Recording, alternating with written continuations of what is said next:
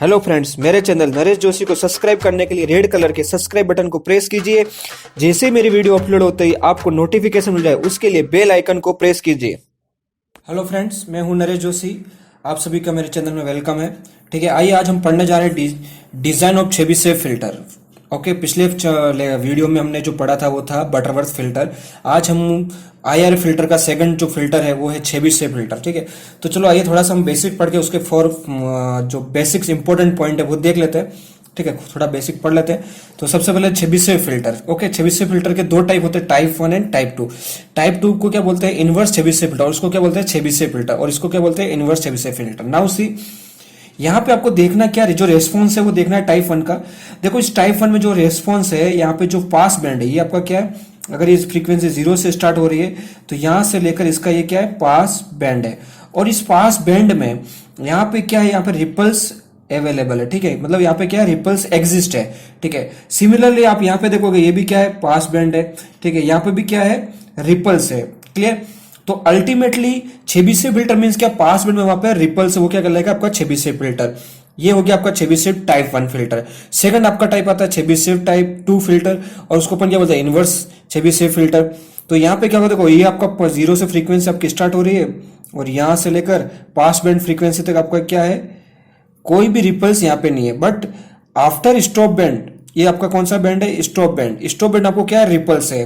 ठीक है, 0 से स्टार्ट हो रहा है, ये आपका क्या होगा? Pass band. और ये वाला पार्ट क्या हो गया? Stop band. ठीक है, तो स्टॉप बैंड आपको यहाँ पे रिपल है। मतलब आपका टाइप 1 में रिपल्स कहाँ पे है? पास बैंड में। और टाइप 2 में रिपल्स कहाँ पे है? Stop band. दैट मीन्स क्या?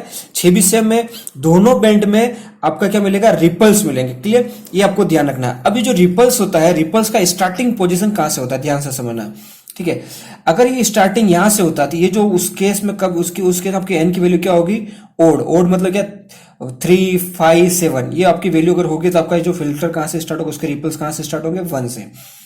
इन केस अगर आपका फिल्टर में एन की वैल्यू इवन नंबर है, 2, 4, ठीक है ना, तो 2, 4, 8 ऐसा आपका नंबर है, 6 नंबर है, तो आपका स्टार्टिंग कहां से होगा? यहां से होगा। Similarly for in this case ripples का यहाँ पे एंडिंग कहां पे होगा? अप साइड में होगा। ठीक है, स्टॉप बैंड में। जब आपका एन इक्वल्स टू आपका क्या होगा? इवन नंबर होगा। और एन इक्वल्स टू जब आपका ओड नंबर होगा तो उसका एंडिंग कहां पे होगा? तो ये सिंपल सा बेसिक फीचर है। ठीक है, अब यहाँ पे आपका ये जो पार्ट है ये क्या कहलाता है? Stop band sorry pass band attenuation. ये क्या कहलाएगा? Stop band attenuation. इसकी जो वैल्यू थी del P equals to 1 upon root of 1 plus epsilon square. And इसकी जो स्टॉप बैंड एटेन्यूएशन की जो वैल्यू होती है 1 upon root of 1 plus lambda square. हर एक के अंदर वैल्यू सेम है, आपको इसमें कोई कंफ्यूजन नहीं ना। मैंने यहाँ पे लिख दिया है pass band attenuation del P, stop band attenuation okay omega P, pass band edge frequency omega S, stop band edge frequency. ये ओमेगा पी और ये ओमेगा एस दोनों क्या है? एक पास बैंड है और एक स्टॉप बैंड। बट ये जो ओमेगा है वो क्या आपका एनालॉग फ्रीक्वेंसी है फ्रेंड्स। क्लियर? यहाँ पे ओमेगा पी को डेल पी को डेल एस को हम डेल 1 भी बोल सकते हैं, डेल 2 भी बोल सकते हैं। ठीक है, बहुत सारी बुक्स में उन्होंने एपी लिखा है, यहाँ पे कहीं एएस लिखा है। ठीक है, कुछ भी डिफरेंट सिंबल्स यूज करते हैं फ्रेंड्स, लेकिन मैं यहाँ पे जो सिंबल यूज करूंगा वो यूज करूंगा डेल पी और डेल एस। दैट मीन्स आपका पास band attenuation and stop band attenuation. ठीक है, मेरे ख्याल से फ्रेंड ये थोड़ा सा बेसिक इंट्रो आपको समझ में आ गया। चलो आइए डिजाइन स्टेप देख लेते हैं चेबीशेव फिल्टर का। सबसे पहले जब हम चेबीशेव फिल्टर हम डिजाइन करेंगे तो उसमें सबसे फर्स्ट स्टेप आता है calculation of analog filters edge frequency. That means आपको क्या फाइंड आउट करना है? हमको जो फाइंड आउट करना है वो है आपका ओमेगा। क्लियर? और यहाँ पे अपने पास दो टेक्निक रहती है जो हम बटरवर्थ में पढ़ चुके हैं। ये टेक्निक आपकी बटरवर्थ में और इन दोनों में सेम है। अगर आपका इंपल्स इनवेरियंस मेथड रहेगा तो आपको क्या फॉर्मूला यूज करना है? Omega equals to omega by T.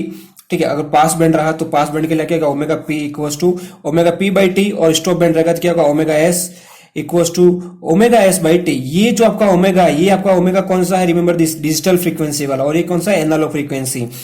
इसका यूनिट होता है रेडियन पर इसका जो यूनिट होता है रेडियन पर सेकंड होता है, और इसका यूनिट होता है रेडियन पर सैंपल। Remember friends. ओके, अगर आपको क्वेश्चंस में नॉर्मली ये गिवन रहेगा तो आपको ये निकालना है। ठीक है, और यही गिवन रहता है। ठीक है, आइए नेक्स्ट। अगर आपका सेकंड मान लो इंपल्स मेथड नहीं, उसने बोला कि using the bilinear transfer method, तो वहां पे आपको ओमेगा कैसे निकालना? ओमेगा निकालने का फॉर्मूला क्या? Omega is equal to 2 by T 10 omega by 2। Okay, here again omega is the digital frequency, this omega is the analog frequency. अब इसके दो बैंड हो जाएंगे, एक तो आपका क्या हो जाएगा? पास बैंड हो जाएगा, और एक आपका क्या होगा? Stop band. तो पास बैंड का आपका फॉर्मूला क्या हो जाएगा? यहाँ पे चेंज हो जाएगा, omega P equal to 2 by T 10 omega P by 2 and omega S is equal to 2/t omega 10 omega S by 2। ये आपका किसका फॉर्मूला हो गया, pass band and stop band. ठीक है, फॉर्मूले को आप उसके अकॉर्डिंग चेंज कर सकते हो। तो ये आपका क्या रहेगा, स्टेप 1। आपको ध्यान रखना है जहां भी चेबीशेव फिल्टर क्वेश्चंस आएगा, स्टेप फर्स्ट आपको ये यूज करना है। ठीक है, नेक्स्ट स्टेप 2। स्टेप 2 में क्या है, calculation of order of the filter. वहां बटरवर्थ में भी ये स्टेप सेम था और यहाँ पे भी स्टेप, लेकिन फॉर्मूला डिफरेंस है फ्रेंड्स, रिमेंबर दिस। ठीक है, फॉर्मूला सेम नहीं है। यहाँ पे फॉर्मूला क्या होगा, N equals to cos hyperbolic inverse lambda by epsilon upon cos hyperbolic inverse omega S by omega P. Okay, omega यहाँ पे लेमडा और एप्सिलॉन की वैल्यू निकालने के लिए आपको जो फॉर्मूला यूज करना है, यही फॉर्मूला यूज करना है, del P equals to 1 upon root of 1 plus epsilon square, and del S निकालने के फॉर्मूला आपको यूज क्या करना है, del S equals to 1 upon root of 1 plus lambda square. Clear. ये अगर आपके पैरामीटर लीनियर में है, किसमें, लीनियर में रहेंगे, तो आपको ये फॉर्मूला यूज करना है। But if parameter are in dB then use this one.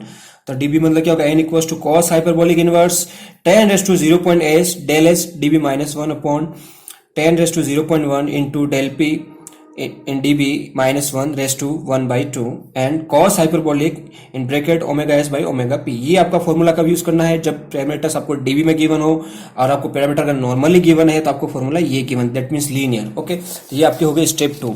Next आपके आते हैं स्टेप 3। स्टेप 3 थोड़ा यहाँ पे लेंदी है क्योंकि आप हम डायरेक्ट एनालॉग ट्रांसफर फंक्शन निकालेंगे। तो एनालॉग ट्रांसफर फंक्शन निकालने के लिए डिफरेंट वापस इसमें जो स्टेप्स आए, मतलब मेन स्टेप आपका स्टेप 3 है, लेकिन इसके अंदर वापस सब स्टेप है, कितनी 4 सब स्टेप है। ठीक है, तो फर्स्ट स्टेप आपको क्या करना है, एक्सिस निकालना है। कौन सा एक्सिस निकालोगे, माइनर एक्सिस और मेजर एक्सिस ऑफ द। ठीक है, तो ये आपको एक्सिस निकालने का फॉर्मूला क्या है, ए क्या आपका माइनर एक्सिस है, बी क्या आपका मेजर एक्सिस है फ्रेंड्स। ठीक है, तो ए इक्वल्स टू क्या, omega P in bracket mu 1 upon N, mu raise to 1 upon N minus mu raise to minus 1 by N upon 2। और बी का क्या होगा, B equals to omega P in bracket mu raise to 1 upon N minus mu raise to minus 1 by N upon 2। ये आपका formula. अगर आपको mu की value given नहीं है तो आपको म्यू निकालने के लिए आपको ये फॉर्मूला यूज करना है, और एप्सिलॉन की वैल्यू भी नहीं गिवन तो आपको एप्सिलॉन निकालने के लिए फॉर्मूला यूज करना है फ्रेंड्स। ठीक है, तो आपको इसके स्टेप 3 में फर्स्ट स्टेप आपके का फंक्शन, इसके फर्स्ट स्टेप जो निकालनी है वो आपका ए और बी की वैल्यू निकालनी है, फाइनली आपको याद रखना है। सेकंड स्टेप यहाँ पे क्या आएगी, पोल्स ऑफ चेबीशेव फिल्टर, मतलब आपको यहाँ पे पोल्स निकालने किसके, चेबीशेव फिल्टर के फ्रेंड्स। क्लियर। तो चेबीशेव फिल्टर के इसका फॉर्मूला क्या है, S K equal to A cos phi K plus J B sine phi K की वैल्यू करेंगे 1 2 अप टू एन। और यहाँ पे फाइव की वैल्यू कैसे निकालेगा, फाइव के की वैल्यू निकालने का फॉर्मूला अलग है। Phi K equal to omega by 2 sorry pi by 2 plus in bracket 2 K minus 1 upon 2n multiply with pi, और where K equals to 1 2 up to n। ये आपकी कितनी स्टेप होगी, 1 and 2। अभी 3 और 4 स्टेप अपन क्या निकालेंगे, to find denominator of H of S. मतलब आपको यहाँ पे एच ऑफ एस, हमने अल्टीमेटली हम स्टेप 3 में निकाल क्या रहे, एच ऑफ एस निकाल रहे। तो अब यहाँ पे उस जो एच ऑफ एस रहेगा उसका डिनोमिनेटर कैसे निकालना, उसका निकालने का मेथड आपको मैंने बताया। जब हम डिनोमिनेटर निकालेंगे तो हमको क्या मिल जाएगा, पोल्स तो मिल जाएंगे। ये आपका क्या, पीके क्या पोल्स है और एसके क्या है पोल्स। तो जो हमारा भी स्टेप, इसी स्टेप में अंदर स्टेप जो सब स्टेप 2 था उससे हमको ये पोल्स मिल जाएंगे, और उस पोल्स को हम क्या करेंगे, एस माइनस करके ऐसा लिख देंगे, तो वो आपको क्या मिल जाएगा, आपका थर्ड स्टेप। या ऐसे लिखो या ऐसे लिखो, कोई भी आप मेथड यूज कर सकते हो। इसी के अंदर सब स्टेप जो 4 है, to find numerator of H of S, उसके अंदर अगर एन की वैल्यू ओड है तो वहां पे आपको क्या करना है, न्यूमरेटर निकालने के लिए फ्रेंड्स रिमेंबर दिस। ठीक है ना, तो आपको अगर n की वैल्यू ओड रहती है तो आपको s की वैल्यू क्या पुट करना है, 0 पुट करना है डिनोमिनेटर पॉलिनोमियल में।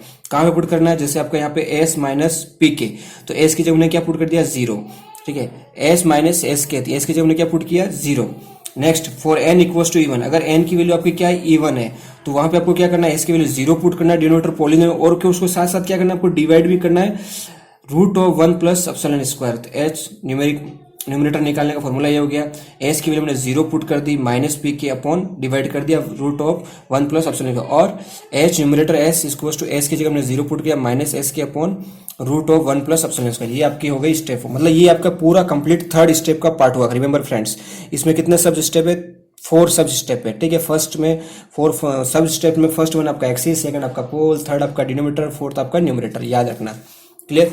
And next and last step इसमें जो आती है, calculation digital transformation H of Z. ठीक है, अब ये कोई स्टेप वापस जो आपका बटरवर्थ फिल्टर में कॉमन है वो यहाँ पे कॉमन है, इसमें कोई ज़्यादा चेंजेस नहीं है, ठीक है। तो खाली आपको यहाँ पे जो स्टेप चेंज हुई वो कौन सी हुई, एक तो स्टेप 2 चेंज हुई और आपकी एक स्टेप 3 चेंज हुई, ठीक है। 2 के अंदर आपका फॉर्मूला चेंज हो गया, बाकी स्टेप तो वही थी ऑर्डर निकालने का।